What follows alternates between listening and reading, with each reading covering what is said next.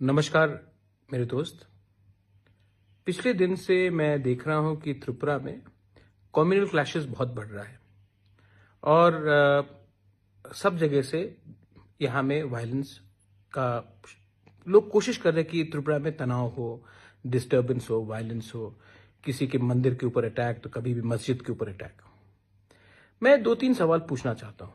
मैंने देखा है पूरा जो ट्विटर में, सोशल मीडिया में सब लोग कहते हैं कि बांग्लादेश में जो हो रहा है, हमारे हिंदू, बुद्धिस्ट, क्रिश्चियंस को मारा जा रहा है, तो हिंदुस्तान में हमें उनका जवाब देना चाहिए।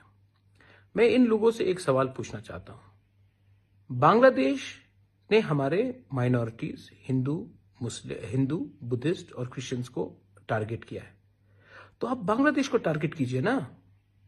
बांग्लादेश को टारगेट कीजिए। आप देश के खुद के नागरिकों को क्यों टारगेट कर रहे हो? हम तो बांग्लादेश के सामने खामोश हैं, चुप रहते हैं। बांग्लादेश का क्रिकेट टीम आता है, कानपुर जाता है, चेन्नई जाता है, क्रिकेट खेलता है। हम तो अतिथि देवो भव बन के उनको स्वागत करते हैं। उनके खिलाफ कुछ नहीं करते, हम लोग बॉयकॉट नहीं करते हैं। बांग्लादेश के खिलाफ चुप बैठते हैं। जो लोग हमारे लोगों को मार रहे हैं, हमारे भाई बहनों को मार रहे हैं, उनके संग तो हम चुप हैं।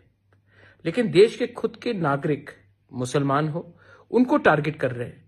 अगर हिम्मत है तो बांग्लादेश को टारगेट करो, बांग्लादेश के खिलाफ बात करो। आप तो उनको स्वागत कर रहे हैं क्रिकेट खेलने के लिए, और देश के नागरिक को आप अटैक कर रहे हो। ये सोचने की बात है। और जो मैं कह रहा हूं, आप भी विचार कीजिए। दुश्मन कौन है, दोस्त कौन है, दुश्मन कौन है, नागरिक कौन है, ये भी हमें समझना चाहिए। ये मेरा सोच है। अगर आपको लगता है गलत है तो ठीक है, लेकिन अगर आपको लगता है मैं ठीक बोल रहा हूं तो विचार कीजिए।